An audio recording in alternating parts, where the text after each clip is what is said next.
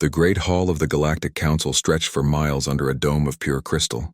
Thousands of alien beings filled the floating seats that circled the center stage. Their voices created a buzz of different languages and sounds that echoed through the massive space. Hyunwoo Kim stood alone on the speaking platform in the middle of it all. The human ambassador wore a simple black suit that looked plain next to the colorful robes and armor of the alien delegates around him.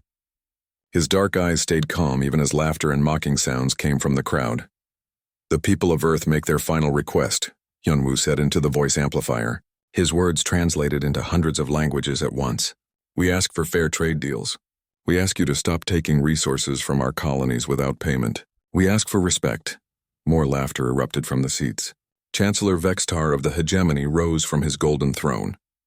The massive reptilian being stood 12 feet tall, his scales shifting from green to red as his mood changed. When he spoke, his voice sounded like grinding metal. "Respect?" Vextar hissed. "Your species learned to fly between stars less than 200 years ago. We have ruled this galaxy for 50,000 years. You are children playing with toys." Other delegates joined in. General Korth of the Veltari military slammed his armored fist on his seat. "Humans think they can make demands? Your entire fleet has fewer ships than one of our patrol groups."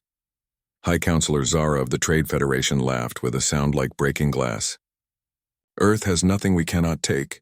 Your colonies exist only because we allow it." Hyunwoo waited for the noise to die down. He had expected this response. Earth's leaders had hoped for peace, but they were ready for war. "If you will not listen to our words, perhaps you will understand our actions." "Actions?" Vextar's scales turned bright red with amusement. "What actions can a primitive species take against the combined might of the galaxy?" Far from the council chambers, Admiral Nari Choi sat in the command chair of her flagship. The Soul's Pride was the largest ship in Earth's small navy, but it would barely qualify as a patrol boat by galactic standards. Around her, the bridge crew worked quietly at their stations. They all knew what was coming. Nari had gray streaks in her black hair and scars on her hands from her years as a fighter pilot. She had worked her way up from flying single-seat fighters to commanding the entire Earth Defense Force. Her people trusted her because she had never sent them anywhere. She would not go herself. "Admiral," called Lieutenant Tae-ho Park from the communications station. "We're receiving the signal from the council chambers." Nari nodded. On the main screen, she could see Hyunwoo still standing calmly while aliens mocked him. The ambassador had done his job perfectly. Now it was her turn. Deep underground beneath the city of Seoul, Dr. Tae-min Park worked in his laboratory.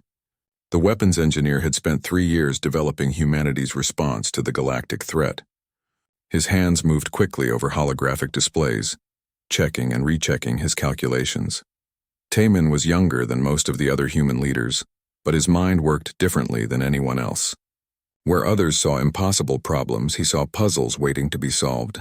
The aliens thought their technology was superior, but they had grown lazy over thousands of years of easy victories. "Doctor," his assistant G1 called from across the lab. "All systems show green." "The network is ready," Tae-min smiled. The resonance web had been his greatest challenge and his greatest achievement. Hidden throughout the solar system were devices that looked like simple mining equipment or research stations. The aliens had scanned them many times and seen nothing threatening. They had no idea these innocent machines could turn their own weapons against them. Back in the council chambers, Chancellor Vextar was still talking. "Perhaps we have been too gentle with the humans. They clearly need a lesson in their proper place." "I agree," rumbled General Korth. "My fleet can reach Earth in 3 standard days. A demonstration of our power will end this foolishness." Hyunwoo listened to them plan the destruction of his homeworld. His face showed no emotion, but inside he felt sad. Earth had tried to avoid this moment. They had offered friendship, trade, and cooperation.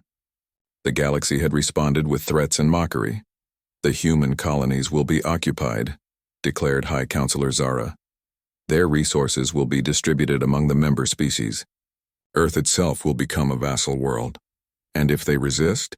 asked another delegate. Vexatar's scales darkened. "Then they will learn why no species has successfully opposed the Galactic Council in 10,000 years. The chamber erupted in cheers and approval. Delegates from dozens of species shouted their support for military action. They had done this before to other young civilizations. It was always easy. Hyunwoo raised his hand for silence. Slowly, the noise died down. When he spoke, his voice was quiet but clear. "The people of Earth gave me one final message for this council," he said.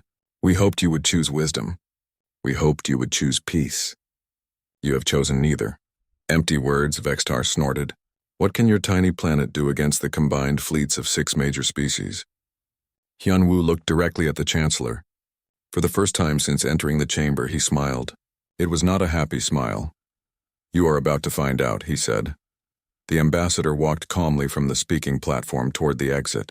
Behind him, the delegates continued their celebrations and plans for conquest. None of them noticed the small device he left behind, or the soft beeping sound it began to make. On his ship, Admiral Nari Choi received confirmation that the ambassador was safely away from the council chambers. She opened a communication channel to every human vessel in the galaxy. "All units, this is Admiral Choi," she said. "Execute Protocol 7, return to Earth immediately. The talking is over." Dr. Taemin Park watched his displays as hidden sensors throughout the galaxy began reporting alien fleet movements. Just as predicted, the major species were gathering their ships for a combined assault on Earth. They would bring overwhelming force, expecting an easy victory. They had no idea they were flying into a trap that had been 50 years in the making. Humanity had learned hard lessons from watching other species fall to galactic conquest. They would not repeat those mistakes. The aliens thought they knew everything about human technology and capabilities. They were wrong. They thought Earth was helpless and alone. They were wrong about that too. In 72 hours, the most powerful armada in galactic history would arrive at Earth's doorstep. The aliens expected to find a frightened, primitive species begging for mercy. Instead, they would discover why it was dangerous to mistake human patience for human weakness. The edge of Earth's solar system erupted in flashes of light as 3,000 alien warships dropped out of faster-than-light travel. The massive fleet stretched across space like a metal storm, their hulls gleaming with energy shields that had never been broken by any known weapon. Fleet Commander Korth stood on the bridge of his flagship, the Dominion's Fist. The Veltari warrior was 8 feet tall and covered in natural armor plating. His forearms moved across tactical displays while his red eyes studied the approaching solar system. This would be his easiest conquest yet. "Report," Korth growled to his tactical officer. "Long-range sensors confirm the intelligence reports, Commander," the officer replied. "The humans have 47 combat vessels total. Their largest ship is smaller than one of our destroyers." Korth's mandibles clicked together in amusement. 47 ships against 3,000. They must be planning to surrender immediately. Captain Min-Ho Lee of the Earth Defense Corvette Busan Runner was among the first humans to detect the massive alien fleet. His small patrol vessel was conducting routine sweeps near Neptune when his sensors started screaming warnings. The numbers that appeared on his screen made him check the instruments twice. "Communications, get me Earth Command immediately," Min-Ho ordered. His hands were steady as he worked the controls, but his heart was racing. He had known this day would come, but seeing the reality of it was different than reading reports. "Sir, we're getting massive sensor interference," his communications officer reported. "The alien fleet is jamming subspace frequencies." Min-Ho switched to backup quantum channels. "Earth Command, this is Busan Runner. The bogies are here. Repeat, the alien fleet has arrived. Estimated 3,000 vessels, all military class. On Earth?" Director Soo-Jin Yoon received the report in the Crisis Command Center buried 2 kilometers beneath Seoul.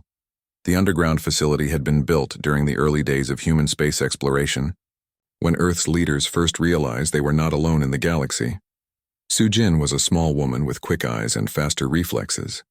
She had spent 15 years in military intelligence, learning everything humanity could discover about their potential enemies. Now all that preparation would be put to the test.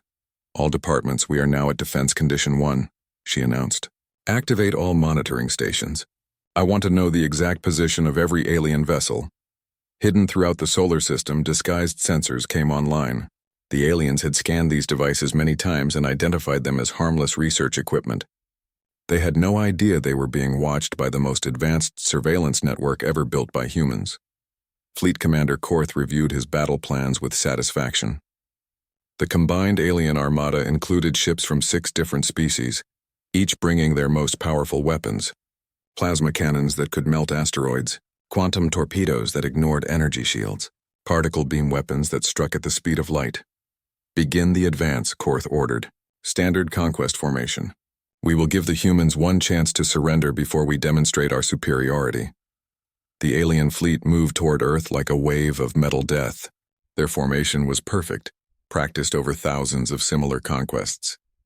In the center, the massive command ships directed the battle. Around them, heavy cruisers provided firepower. Fast attack vessels scouted ahead and protected the flanks. On Mars, engineer Dong-Hyun Yu monitored the alien approach from his hidden observation post.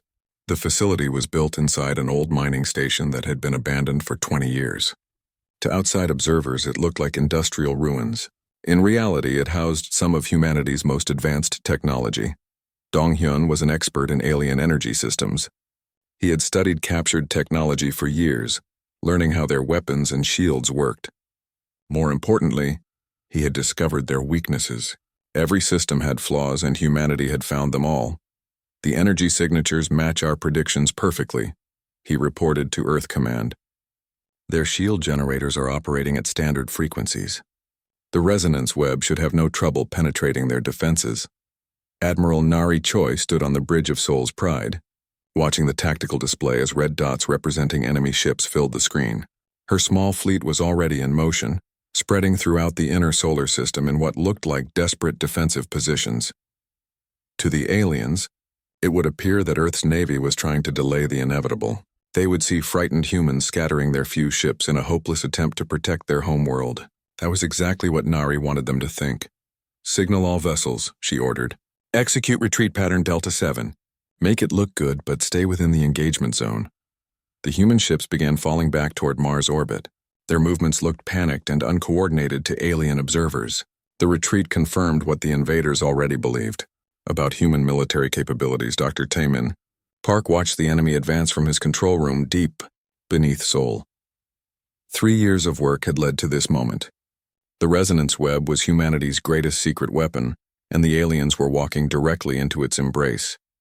The network consisted of hundreds of quantum field generators hidden throughout the solar system. Each generator looked like ordinary equipment to alien sensors. Mining robots, communication relays, research satellites, all innocent and harmless. None of the invaders suspected that these devices could link together into a weapon of incredible power. Doctor, all nodes report ready status, his assistant Ji-won announced. We can activate the web at any time. Taemin nodded but did not give the activation order. Timing would be everything. The aliens needed to be in exactly the right position when the trap was sprung. Too early and some ships might escape. Too late and they might detect the danger. Fleet Commander Korth grew impatient as he watched the human fleet retreat. Cowards, he snarled. They run without even attempting to fight. His tactical officer disagreed. Perhaps it is a trap, Commander. These humans destroyed our scout forces in the outer colonies. They might have hidden weapons. Korth's laugh sounded like grinding metal. Hidden weapons? We have scanned every asteroid in this system. There is nothing here that can threaten us. The alien commander was partially right. Conventional weapons could not threaten his fleet. The combined armada had enough firepower to crack planets. Their energy shields could absorb direct hits from nuclear weapons. By every standard measurement of military power, they were invincible. But humanity had learned not to fight by alien standards. Captain Sora Kim piloted her stealth reconnaissance ship through the asteroid belt, using revolutionary cloaking technology to remain invisible to enemy sensors. The Silent Arrow was humanity's most advanced vessel, built using captured alien technology that had been improved far beyond its original capabilities. Sora's mission was critical: map the exact position of every enemy command ship while remaining undetected. Her modified sensors could penetrate alien security systems and identify which vessels carried the fleet commanders. This is Silent Arrow, she whispered into her communication system. I have confirmed positions on all priority targets. The command ships are exactly where we predicted they would be. The alien fleet continued its advance through the asteroid belt. Their formation remained perfect, a textbook example of overwhelming force applied with precision. Every ship knew its role. Every weapon was ready to fire. They had done this countless times before. Young civilizations always responded the same way when faced with superior force. First came defiance, then retreat, finally surrender and subjugation. It was a pattern as old as galactic civilization itself. But as the alien armada passed the orbit of Mars and continued toward Earth, they flew deeper into a trap that had been decades in the making. Hidden among the asteroids, disguised as ordinary space debris, the nodes of humanity's secret weapon waited for activation. The aliens thought they were hunters closing in on helpless prey. Soon they would discover they had become the prey themselves. Admiral Nari Choi watched from the bridge of Sol's Pride as the massive alien fleet entered the inner solar system. 3,000 enemy warships moved in perfect formation, their hulls reflecting the light of Earth's sun. To any observer, it looked like humanity's small navy was retreating in panic before an unstoppable force. That was exactly what Nari wanted the aliens to believe. Status. Report on all hidden assets, she commanded. Lieutenant Tejo Park worked quickly at his station. All quantum nodes show green status. The resonance web is fully operational and ready for activation. Hidden weapon platforms report ready status. Nari nodded. Decades of preparation had led to this moment. While the galaxy saw Earth as a primitive backwater world, humanity had been building the most sophisticated trap in galactic history. Dr. Taemin Park monitored his creation from the underground command center. The resonance web was invisible to alien sensors, its components disguised as ordinary mining equipment scattered throughout the solar system. Each quantum field generator was small and appeared harmless. Together, they formed a weapon that could turn the enemy's own power against them. The alien energy readings are perfect, Taemin reported to his team. Their shield generators are operating at exactly the frequencies we predicted. When we activate the resonance effect, their own defensive systems will become the source of their destruction. His assistant Jiwan checked the calculations one final time. All mathematical models confirm optimal effectiveness. The quantum feedback loop will propagate through their entire fleet in 0.3 seconds.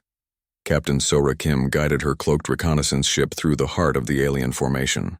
The Silent Arrow used advanced stealth technology that made it invisible to enemy sensors, allowing her to gather detailed intelligence on the invading fleet.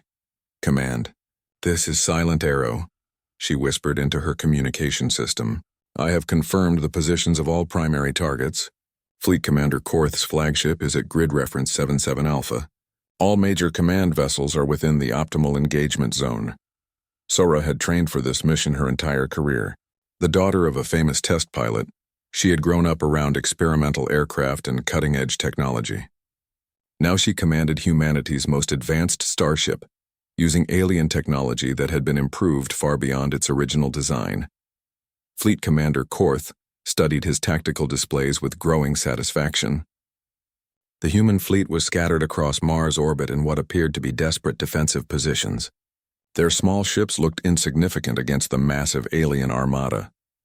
The humans are even weaker than our intelligence report suggested, Korth growled to his tactical officer. Their entire navy could not defeat one of our battle groups. General Vactor of the hegemony forces agreed.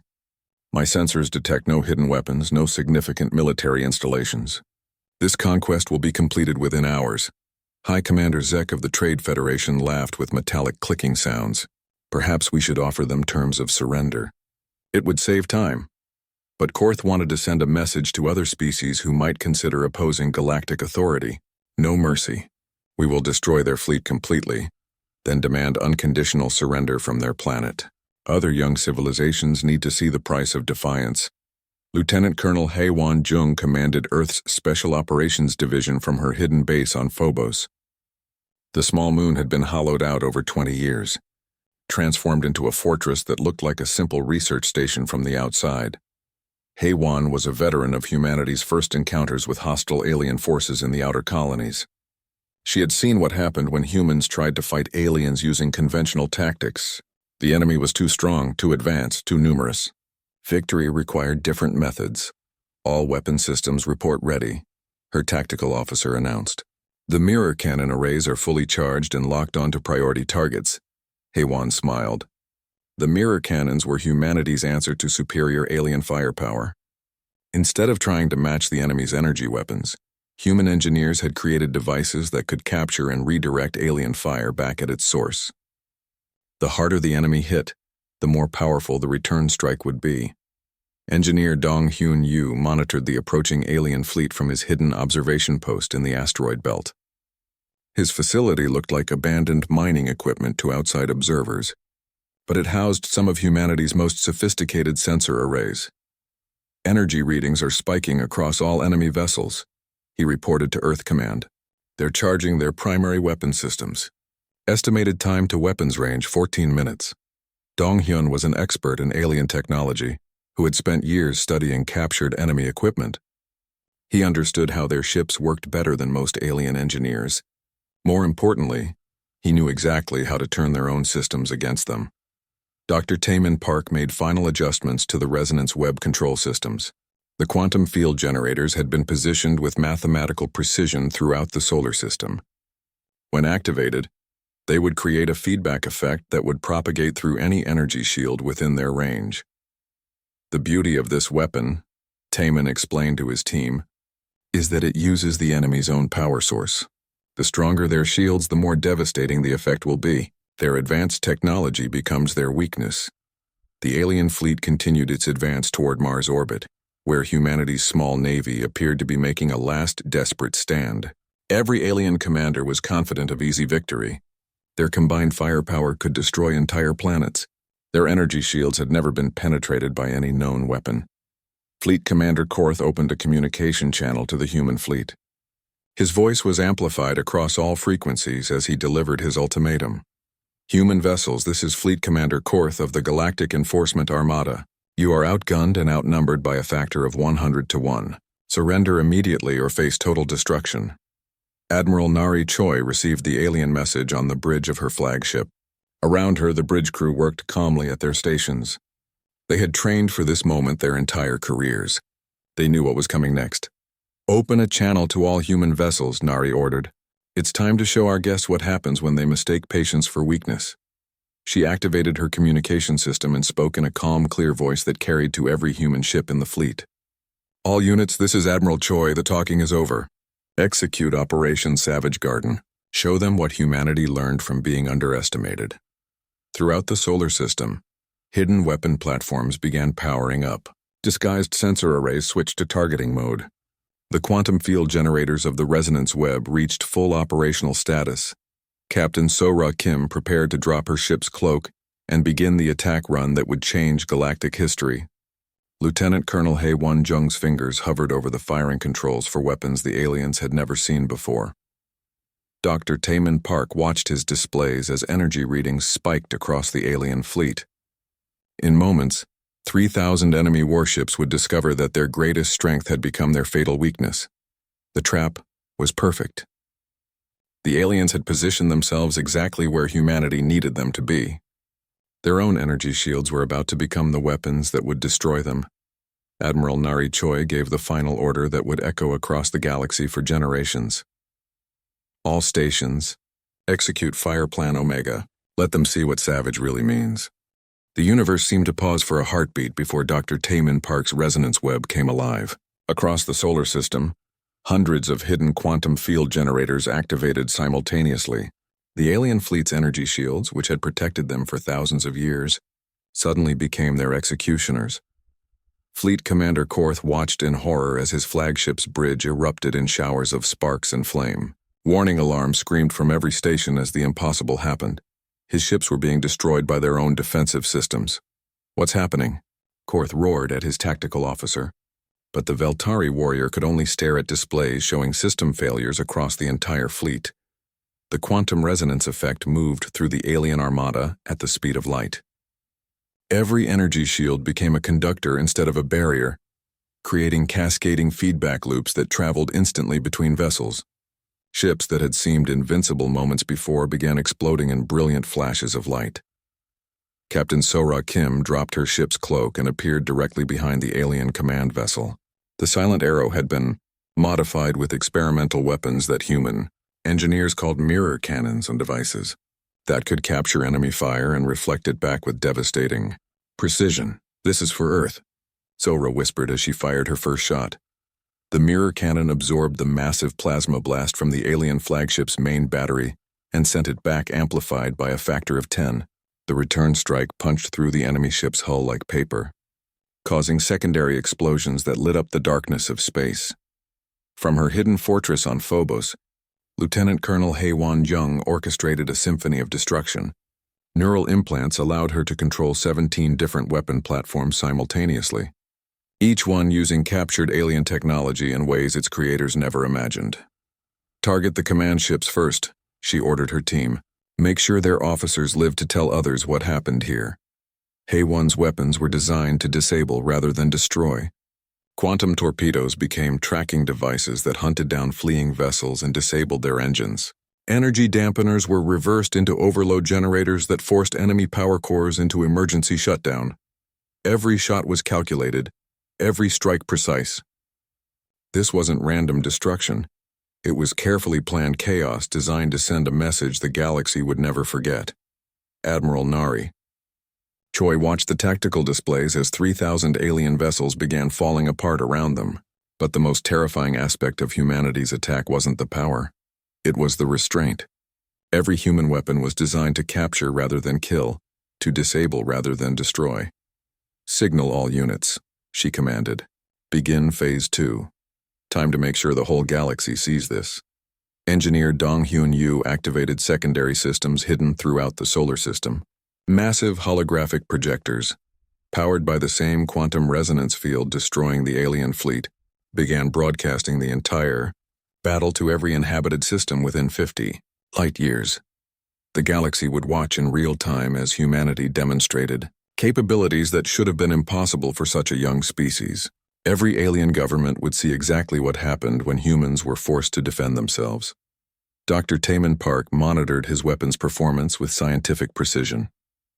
The resonance web was working perfectly, turning the aliens' own shields into instruments of destruction, but he had built-in safety protocols that prevented total annihilation. The feedback loops are staying within acceptable parameters, he reported to Earth Command. Enemy casualties are minimal. Most crew members should survive if they abandon ship quickly. This was the true genius of humanity's response.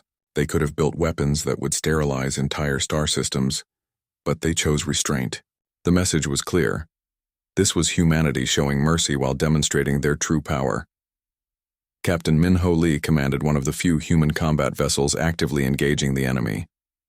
His Corvette Busan runner was small compared to alien warships, but it carried weapons that turned size into a disadvantage. Target their weapon systems, Min-Ho ordered his crew. Disable their guns but leave life support intact. We want survivors to tell this story. His ship's quantum disruptors reached out across space, selectively destroying alien weapon systems while leaving crew quarters and medical bays untouched. It was surgical precision on a massive scale, requiring technology and skill that most species believed impossible. Fleet Commander Korth tried desperately to coordinate a response, but his communications were being jammed by devices he couldn't even detect. Human electronic warfare capabilities were decades ahead of anything in the galactic database. How is this possible? He growled at his science officer. Our intelligence report said they were primitive. The science officer's voice shook with fear. Sir, they're using our own technology against us. Their quantum resonance weapons are based on principles we thought were theoretical. They've had our science for decades and improved it beyond our understanding. General Vactor of the Hegemony Forces found his battle group surrounded by human vessels that had appeared from nowhere. His heavy cruisers built to destroy planets were helpless against weapons that ignored shields and armor completely. Retreat, he ordered. All units withdraw to jump distance. But the human trap was complete. Every escape route was blocked by cloaked vessels that revealed themselves only long enough to disable alien engines. The mighty armada that had entered the solar system in perfect formation was now scattered wreckage drifting helplessly through. Space High Commander Zek of the Trade Federation watched his flagship systems fail one by one. Emergency lights bathed the bridge in red illumination as his crew abandoned their stations. Through the viewport, he could see human rescue ships approaching to collect survivors. They're not trying to kill us, he realized with growing horror. They're making a point. Lieutenant Colonel Haewon Jung coordinated the rescue operations with military precision. Human medical ships were already moving through the debris field, pulling alien survivors from disabled vessels and providing emergency treatment. Make sure every survivor gets the best medical care we can provide, she ordered her teams. They need to go home healthy so they can tell everyone what they saw. The psychological impact was devastating. The galaxy's most powerful military force had been defeated not by superior numbers or advanced weapons, but by a species that fought with intelligence, precision, and mercy. The aliens had expected primitive savagery, and instead found sophisticated warfare beyond their comprehension. Dr. Tae-Min Park began powering down the resonance web as the last alien vessels went silent. The quantum field generators had performed flawlessly, proving that humanity's defensive preparations were far more advanced than anyone suspected. Total enemy vessels disabled, 2,943, he reported. Enemy casualties less than 2%. Mission accomplished. Admiral Nari Choi opened a communication channel that reached every surviving alien in the solar system. Her voice was calm and professional as she addressed the defeated fleet. This is Admiral Choi of the Earth Defense Force. Medical assistance is being provided to all survivors. Your disabled vessels will be repaired and returned to you, along with complete technical specifications of the weapons used against you. She paused to let that information sink in. Humanity was not only defeating their enemies, they were teaching them how it was done. Earth's borders are now closed to uninvited vessels. We hope this demonstration will serve as the last reminder that humanity values peace, but has never been defenseless.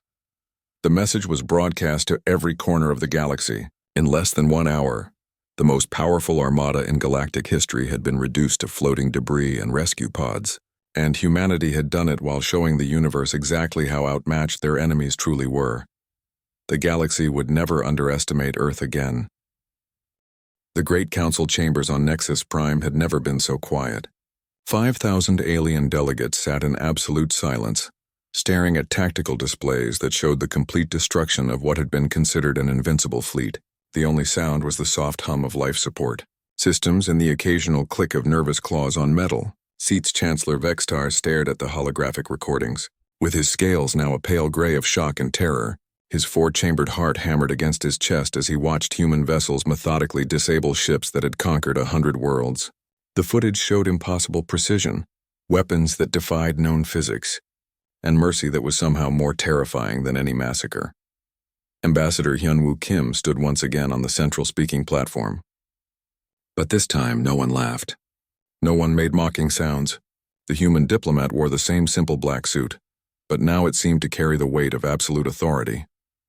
Honored delegates, Hyunwoo began, his voice carrying clearly through the vast chamber. Earth presents its revised terms for galactic relations. Behind him, massive holographic displays showed detailed analyses of every weapon system humanity had revealed during the battle. Technical specifications scrolled past in dozens of languages, explaining exactly how human technology had turned alien shields into weapons of self-destruction. But more frightening than what was shown were the subtle hints of technologies that had not been used. Energy readings suggested weapons that could have sterilized star systems. Quantum signatures indicated defensive systems that might stop entire fleets without firing a shot. Admiral Nari Choi stood in the Rescue Operations Center aboard her flagship, coordinating the largest humanitarian mission in human history. The same ships that had just demonstrated overwhelming military superiority now worked tirelessly to save every alien life possible. Medical Team 7. We have Veltari survivors on Deck 12, she spoke into her communication system. They need specialized atmosphere treatment. Medical Team 9. The hegemony officers require different gravity settings for their recovery. Around her, human medical personnel worked alongside alien survivors they had just defeated in battle. The message was clear. Humanity had the power to destroy, but chose to preserve life instead.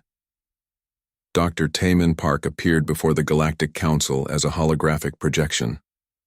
The weapons engineer looked younger than most delegates expected, but his calm demeanor carried absolute confidence. Behind him, complex equations and technical diagrams filled the display space.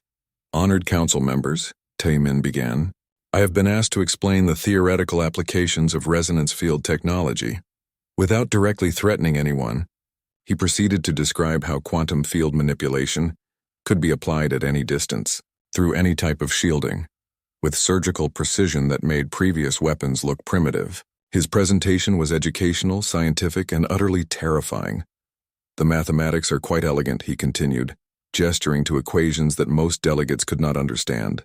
Energy shield technology follows predictable patterns across all known species. These patterns create opportunities for creative applications.